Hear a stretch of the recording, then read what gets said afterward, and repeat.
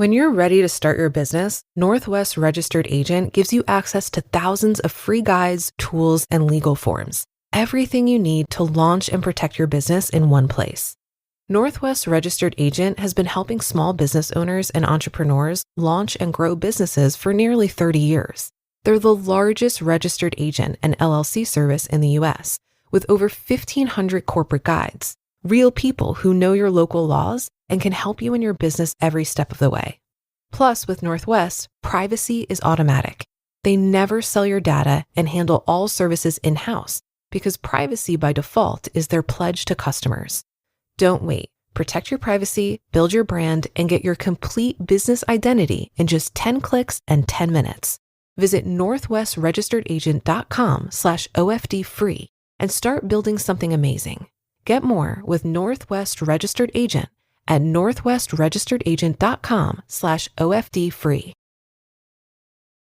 This is Optimal Finance Daily, Transferring a Primary Residence to Children, Part 2, by Mullaney of FItaxGuy.com. Other problems with joint tenancies. If the capital gains tax upon the original owner's death isn't an issue, why not use a joint tenancy to transfer your house to your adult children? Here are some of the considerations. Capital gains tax. Wait, what? I thought you said capital gains taxes were not an issue. They generally aren't an issue after the original owner's death, but they can be an issue before his or her death. What if during the owner's lifetime the house is sold? What if there's a pressing need to sell the house, perhaps to help pay for long-term care? The owner-occupant is at least somewhat protected by the $250,000 per person primary residence gain exclusion. But the adult child is not protected by that exclusion if the home is not their primary residence. The adult child could have to pay capital gains tax based on their share of the proceeds less their share of the owner's historic tax basis on the transaction if the house is sold prior to the owner or occupant's death. Loss of control. Simply put, transferring an interest in your home to another person relinquishes some of your control over the property. You never know if you'll need that control in the future. Proceed with significant caution and consult a trusted lawyer prior to putting anyone else on the title of your home.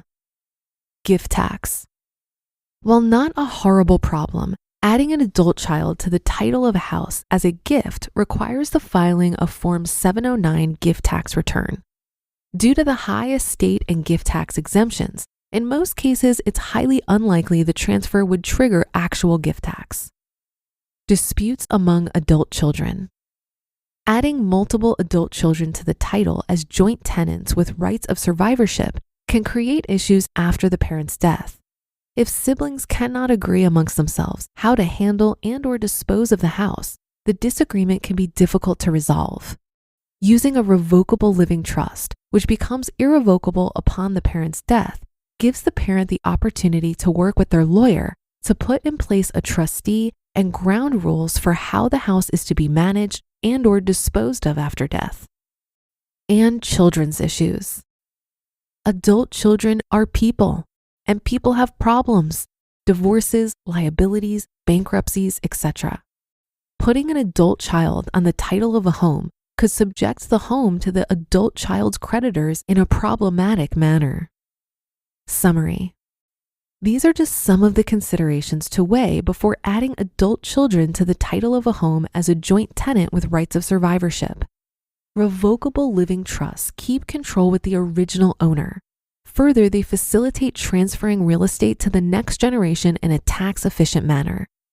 Based on these advantages and the issues that exist with joint tenancies, I generally prefer revocable living trusts over joint tenancies for primary residences. Using a will can also be effective from a tax perspective, but should be discussed with a lawyer considering state and local real estate laws. Some states have transfer on death type real estate deeds, which also should be considered with a lawyer if that sort of deed is available. Outright gift. You might be saying, well, I only have one child I want to give my house to. Further, I don't need to own my house. Why not simply give the house outright to the child during my life and avoid any legal events or issues occurring at my death? besides some of the issues discussed earlier and the full loss of control, which are troublesome enough, an outright gift creates a significant capital gains tax issue for the adult child. This capital gains tax issue exists both before and after the original owner's death. Previously, I wrote this example on the blog illustrating the issue. William lives in a house he purchased in 1970 for $50,000. In 2019, the house is worth $950,000. If William gifts the house to his son Alan in 2019, Alan's basis in the house is $50,000. However, if William leaves the house to Alan at William's death, Alan's basis in the house will be at the fair market value of the house at William's death. Giving William's house to Alan during William's lifetime could increase the capital gains taxable to Alan by $900,000. Ouch!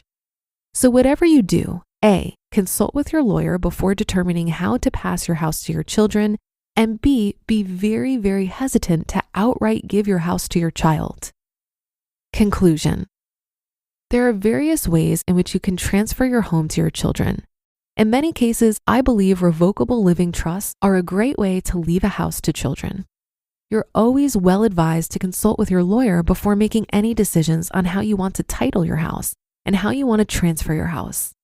If you do inherit a house from your parents, you should consult with a lawyer regarding titling issues and with your tax professional regarding the tax implications of selling the inherited home. You just listened to part 2 of the post titled Transferring a Primary Residence to Children by Sean Mullaney of FItaxGuy.com. Imagine you're a business owner who has to rely on a dozen different software programs to run your company. Each one is expensive, overly complicated, and worst of all, none of them are connected. Now imagine a platform that could tackle all of your business management needs in one place.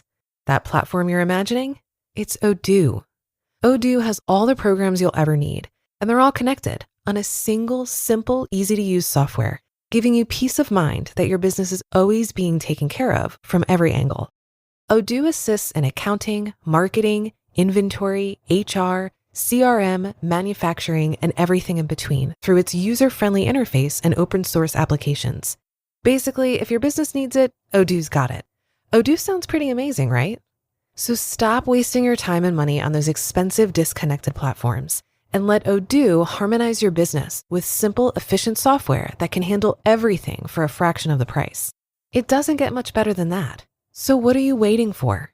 Discover how Odoo can take your business to the next level by visiting odoo.com. That's ODOO.com. Odoo, modern management made simple. While I've often heard that creating a will is very important for estate planning, I'm seeing more and more discussion about the importance of establishing a trust. There are many positives of putting your home and other assets in a trust, the largest being that it makes certain your beneficiaries won't get tied up in probate. This saves everyone time and money. Probate is the legal process ensuring you have no outstanding debt and that your assets are distributed according to the law. Assets in a will, for example, are subject to probate.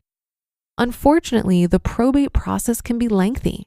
The whole affair could take as few as 5 months, but standard cases generally take 9 months to a year, and even longer for contested cases. And the family or beneficiaries of the item in probate must pay any legal fees, taxes, and extraneous fees associated with it before receiving the assets. Assets in a trust could be distributed in as little as a few weeks, all while avoiding expensive fees and taxes. Finally, the probate process is public, meaning that anyone can see your estate and assets. Since trusts are not subject to probate, your estate remains a private matter. The contents of your trust are known only to your beneficiaries after your death. And that's another episode of Optimal Finance Daily in the books. I'll be back with more posts for you tomorrow. So have a great rest of your day, and I'll catch you on the Sunday show where your optimal life awaits.